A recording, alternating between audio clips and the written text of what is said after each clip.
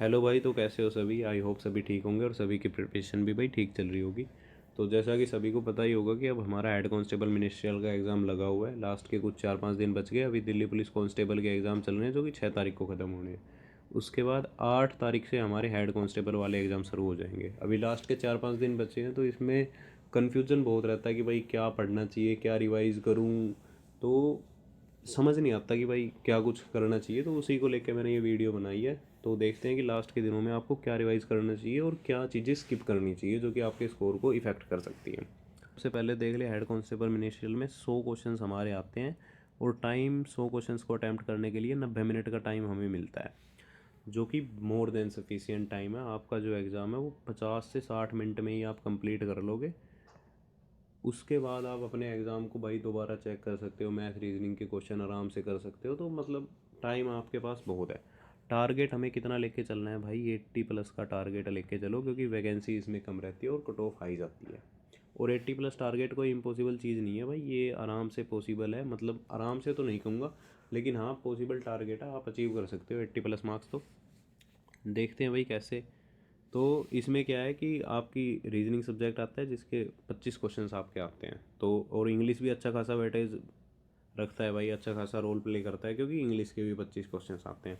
तो ये तो दो हो गए आपके भाई मेन सब्जेक्ट। उसके अलावा मैथ्स के आपको 20 क्वेश्चंस देखने को मिलेंगे और जीएस के भी आपको सिर्फ 20 ही क्वेश्चंस देखने को मिलते हैं। इसी वजह से मैं कह रहा हूँ कि 80+ भाई आपके मतलब अचीवेबल स्कोर है, क्योंकि जीएस की वेटेज इतनी है नहीं।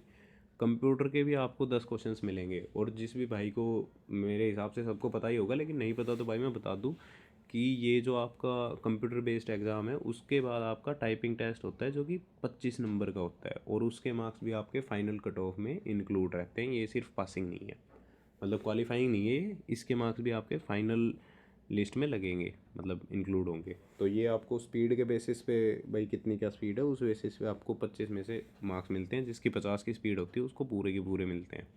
तो मैं वैसे तो मैं वीडियो भी बना दूंगा, लेकिन भाई मैं सजेस्ट करूँगा कि अभी से आप अपनी टाइपिंग में भी लग जाओ। तो देखते हैं भाई रीजनिंग में क्या कुछ करना चाहिए। रीजनिंग मेरे हिसाब से सभी एस्पिरेंट्स की रीजनिंग हो ही जाती है, मतलब इसमें ज़्यादा कुछ ऐसा खास रहता नहीं है।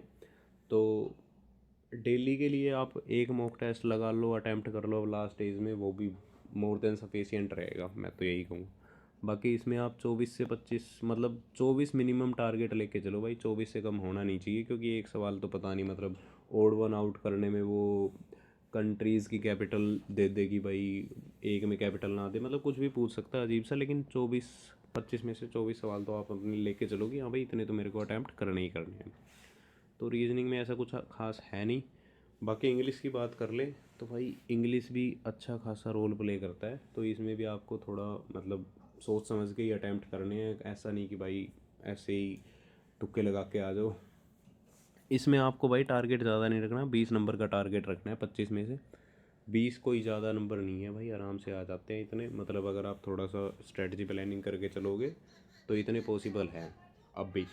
तो वो कैब के लिए अब लास्ट एज में आपको क्या करना चाहिए भाई, यूट्यूब से कोई भी टीचर उठा लो, या फिर अगर आप बुक से कर रहे हो, ब्लैक बुक आपने प्रेफर कर रखी है, या पिनेकल वगैरह से कर रहे हो तो वो अलग बात है। लेकिन आप अगर यूट्यूब से करना चाहते हो तो भाई कोई भी टीचर उठा लो और टॉप 200-300, या हाँ 500 तो ज़्यादा हो जाएंगे, लास्ट स्टेज चल रहे हैं भाई, 200-300 की कोई भी आप वो उठाओ, कोई भी वीडियो उठाओ और उन 200-300 को अच्छे से कर लो, जो कि एडिक्यूटी पैटर्न में पूछे जा रहे हैं। C H S L based बहुत सारे टीचर्स हैं भाई जिन्होंने C H S L based के ऊपर बना रखी है वो कैब की वीडियो।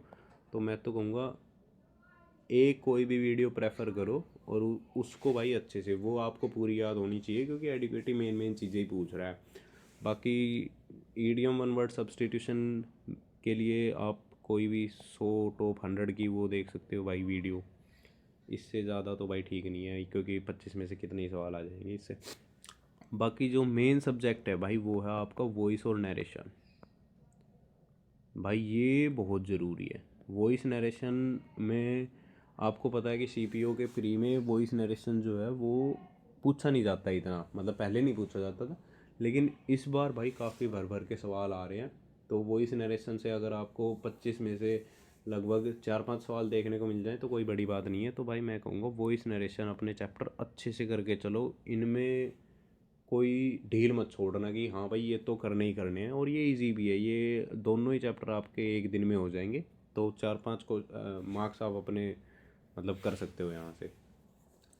उसके अलावा भाई अगर मेरे हिसाब से तो सभी ने अब तक अपनी प्रिपरेशन अच्छे से कर ही ली होगी, लेकिन रिवीजन के लिए अगर किसी को चाहिए तो भाई वो कोई भी टीचर की वीडियो उठाओ भाई, निमिषा बंसल मैम है, एक भाई रानी मैम है, तो इनमें किसी की भी, या बाकी आपने कोई टीचर प्रेफर कर रखा है भाई यूट्यूब पे, तो उन टीचर की वीडियो उठाओ। और भाई जो रूल वीडियो रहती है ना, मतलब जो एक वन शॉट रहता है आप एक टाइप से कह सकते हो, तो वो वीडियो प्रेफर कर लो, उससे आपके सारे रूल रिवाइज हो सकते हैं भाई टाइम से।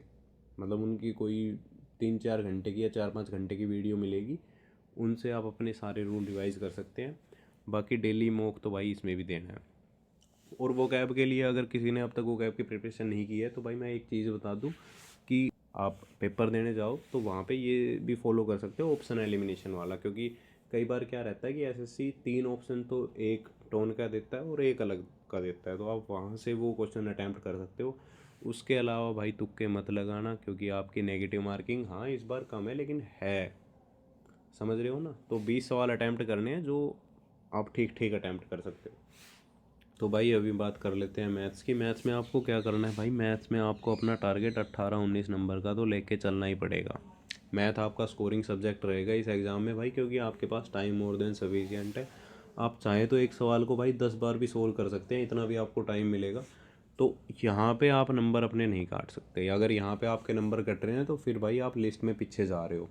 तो अगर 12-13 भी आपके नंबर आ रहे हैं, आप मैथ में थोड़े अभी कमज़ोर हैं, तो भाई मैं कहूँगा दिन के 2 मॉक टेस्ट आप लगाने शुरू कर दो भाई। प्रैक्टिस ही मैथ में एक इकलौता सॉल्यूशन है। बाकी फॉर्मूले भी रिवाइज ज़रूर करना है।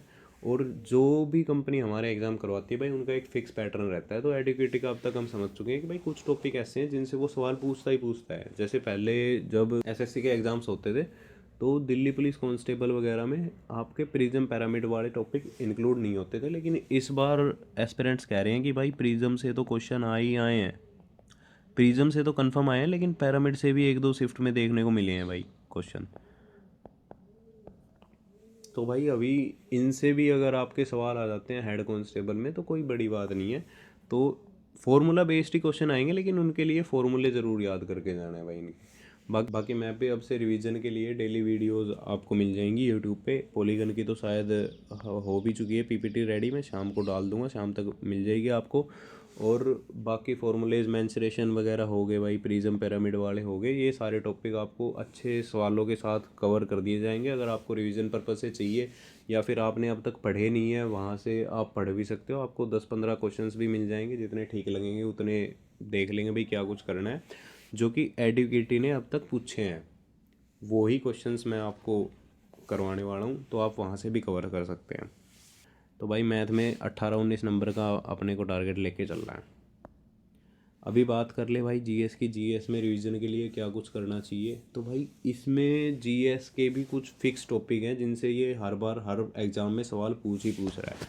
तो भाई आपको अगर आपने अब तक कवर नहीं किया है तो भाई मैं बता दूं कि स्पोर्ट्स आप अच्छे से कवर कर लो। स्पोर्ट्स से क्वेश्चन आ रहे हैं भाई, 100% आ रहे हैं। अपॉइंटमेंट आप कवर कर लो। ये टॉपिक ऐसे हैं जो छोड़ने नहीं है, क्योंकि इनसे क्वेश्चंस आने कन्फर्म है। बाकी बुक्स एंड ऑथर से भी भाई क्वेश्चन आ रहे हैं। बुक्स एंड ऑथर से हर शिफ्ट में एक एक तो सवाल मिल रहा है, बाकी 2 सवाल भी किसी किसी शिफ्ट में आ रहे हैं। बाकी बीएनएस हो गया आपका, इकोनॉमिक्स में 5 ईयर प्लान हो गया आपका, इंडस्ट्रियल रिवॉल्यूशन हो गया, इनसे आपके बहुत सारे क्वेश्चन बन रहे हैं भाई। ये 20 में से 3-4 क्वेश्चंस आपको इन टॉपिक से देखने को मिल रहे हैं हर एग्ज़ाम में हर शिफ्ट में। तो ये आपके मस्ट इम्पोर्टेंट है। अगर आपने अब तक कवर नहीं किए हैं तो भाई इनकी अच्छे से कवर कर लो। कोई भी यूट्यूब पे किसी भी वीडियो से कवर कर लो। परमार सर ने भी भाई करवा रखी है, आप वहाँ से भी तीनों चीज़ें कवर कर सकते हो। बाकी अवार्ड्स भी आपको याद करके चलने हैं भाई, अवार्ड्स भी पूछे जा रहे हैं तो अवार्ड्स भी आपको याद करने हैं। और इनके अलावा अगर मेन चीज़ अगर आपको रिवीजन पर्पज़ से कर रहे हो तो मेन चीज़ जैसे हिस्ट्री में आपने इंपॉर्टेंट बैटल्स की कोई क्लास ले ली यूट्यूब पे, तो ये चीज़ें अभी लास्ट के दिन में यही ठीक रहेगा। और पॉलिटी में भी भाई, पॉलिटी की एक तो मैंने भी प्लेलिस्ट करवा रखी है, आप यूट्यूब पे जाके चेक करोगे तो वहाँ पे मिल जाएगी। जिसमें आपको शायद प्रेसिडेंट या वाइस प्रेसिडेंट तक आपको क्लासेस मिलेंगी, शॉर्ट ट्रिक वगैरह सारी भाई, पार्ट कैसे याद करने हैं। तो पॉलिटी वहाँ से भी आप कवर कर सकते हो। सोर्सेज ऑफ फॉरेन कॉन्स्टिट्यूशन भाई कहाँ से क्या लिया गया है वो सब भी वहाँ पे कवर है। और प्रेसिडेंट वाइस प्रेसिडेंट के बाद जो मेन मेन आर्टिकल है, जैसे भाई 110 मेन आर्टिकल है, 108 मेन है भाई जॉइंट सिटिंग का है, सुप्रीम कोर्ट का कौन सा है भाई, कैग का कौन सा है, आर्टिकल 352 56 और 358 है वो शायद, हाँ 352 56 और 58 ये भी याद करने हैं भाई, 365 भी याद रखना है, 368 भी याद रखना है। तो ये कुछ इम्पोर्टेंट मतलब जो आपने पहले सुन रखे हैं ना भाई, बहुत बार आते हैं ये आर्टिकल्स एसएससी ये लगा लो हर बार हर एग्ज़ाम में पूछता है। तो ये सभी आपको पॉलिटी में रिवाइज करके चलने हैं। बाकी इसके अलावा ज्योग्राफी में नेशनल पार्क्स वगैरह देख लेना भाई, उनसे इतने ऐसे क्वेश्चंस तो नहीं बन रहे हैं, लेकिन फिर भी रिवीजन के लिए वो ठीक रहेगा। और हाँ, अगर किसी ने कोई सब्जेक्ट कवर नहीं किया है भाई अब तक, तो सीधा वन शॉट प्रेफर करना भाई। अभी बुक से पढ़ने का कोई फ़ायदा नहीं है, वन शॉट आप प्रेफर करना। और मैं तो कहूँगा कि छेड़ना ही मत भाई, हाथ जोड़ लो उससे कि भाई ठीक है कोई नहीं, आपसे आपसे अगर कोई क्वेश्चन आएंगे तो हम उनको इज्जत से छोड़ देंगे।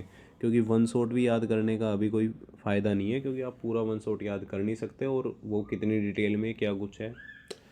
तो ये जो टॉपिक्स हैं ये आपको मेनली याद करने हैं भाई। 12-13 नंबर इन्हीं टॉपिक से आ जाएंगे। तो अब तक जिसने कवर नहीं किए हैं वो ये टॉपिक कवर कर लो, और 20 में से 12-13 नंबर अगर आपके जीएस में आ रहे हैं तो भाई फिर आपका सिलेक्शन कोई नहीं रोक सकता, पक्की बात है। क्योंकि जीएस ही मेन सब्जेक्ट रहता है, मैनी एस्पिरेंट्स को जीएस में ही दिक्कत होती है। तो यहाँ अगर आप करके भाई 12-13 नंबर का, तो फिर तो आपका सिलेक्शन पक्का है। एक और सब्जेक्ट है भाई उसके अलावा 10 नंबर का आता है कंप्यूटर। तो इसकी आप 5 क्लासेस हैं शायद, परमार सर के यूट्यूब चैनल पे हैं, तो आप वहाँ से वो 5 क्लासेस कवर कर सकते हो। बाकी एमएस एक्सेल और एमएस वर्ड से सवाल आ रहे हैं हर शिफ्ट में। दिल्ली पुलिस कांस्टेबल के जितने भी एस्पिरेंट्स हैं जो मतलब एग्ज़ाम देख के आ रहे हैं, बता रहे हैं कि भाई एमएस एक्सेल एमएस वर्ड से 4 से 5 सवाल देखने को मिल रहे हैं। तो उनकी भी 2 वीडियोस परमार सर के यूट्यूब चैनल पे प्लेलिस्ट बनी हुई है, वहाँ पे पड़ी हुई है भाई 2 वन शॉट एमएस एक्सेल्स के वर्ड के। तो वहाँ से जाके आप ये भी कवर कर सकते हो। इसमें ये है कि इसमें आपको 7-8 नंबर तो भाई इसमें भी आपको स्कोर करने पड़ेंगे, क्योंकि अपना टारगेट 80+ का है अगर हमें सेफ साइड रहना है तो।